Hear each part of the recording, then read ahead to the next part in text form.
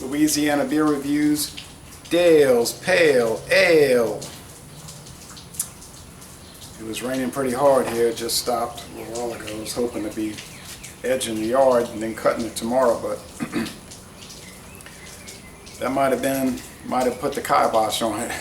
But we might get some sun. That if we get some strong sun for an hour, that could dry it up, and I could be back on my planned thing.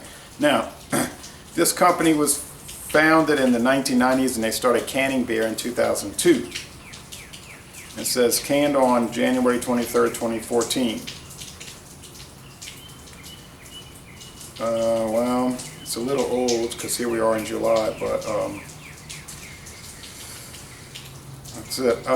I have seen this on the shelves around here for years from Oscar Blues, but I never bought it. And I think the main reason it always seemed expensive, like more than it should be for this can. And then I was in Virginia last week on a road trip, and I think it was part of a make your own 6-pack, and so I ended up getting it with probably $1 cheaper than normally I would get it around here. So this is from North Carolina. Their original brewery is in Colorado, but this is a North Carolina brewed beer, and that's probably why I saw it in Virginia.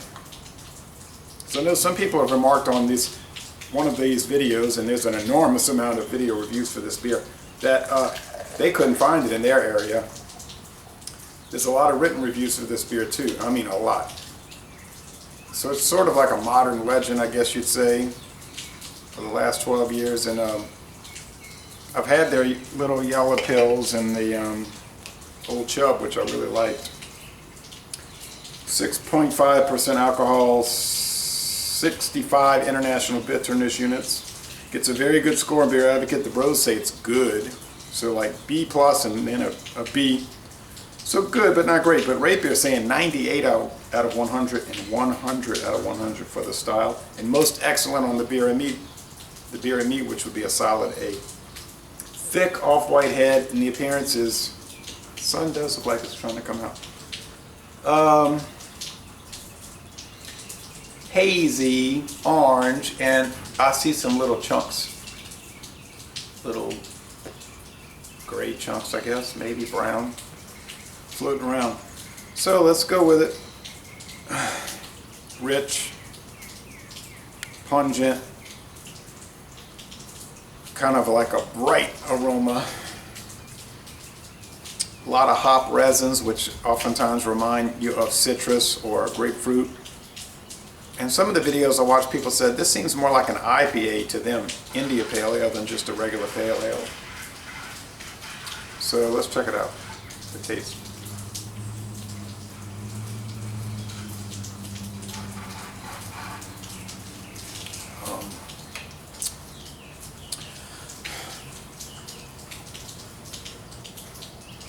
The hops might have faded in 6 months, but maybe not, because the can protects it, and all that. And it's still pretty hoppy, pretty bitter, and it seems around 65 IBU.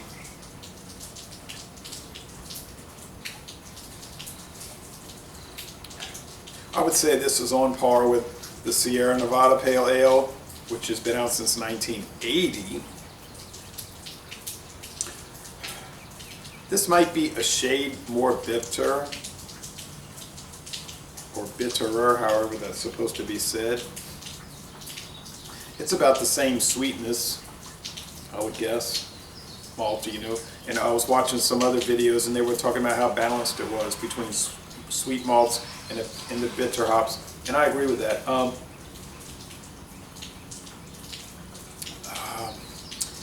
Yeah, really though.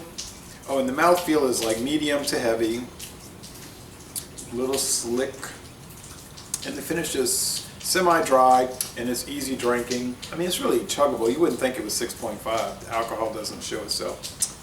And it's a pretty mellow beer. I don't even think an ordinary run-of-the-mill Miller High Life or Coors Light drinker would find this as too extreme. I really do not. I think it has an overriding mellowness to it, and to me that makes it go more with the pale ale. I don't think it is as intense as like a Torpedo Extra IPA, or even the Giacomo IPA from Abita. I mean, that's a pretty mellow IPA, and it's more like maybe English style than American or American West Coast. But even that one, I think, has a little more hop bite to it than this. I mean, I think it does, but I would have to put them side by side, but just from memory.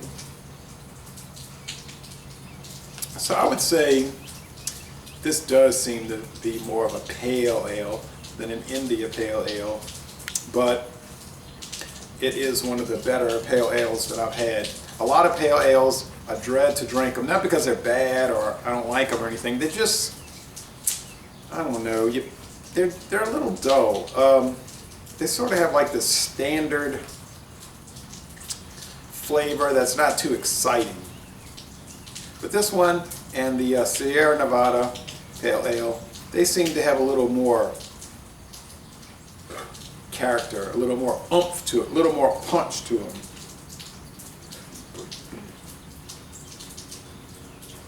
Yeah, I would say this is a solid A.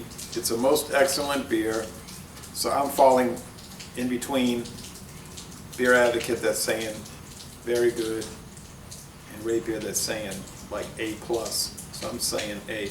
But whatever the case, I don't see too many people drinking this and saying it's not good. I just don't see that happening. So Laissez-les Bon Temps Roulés,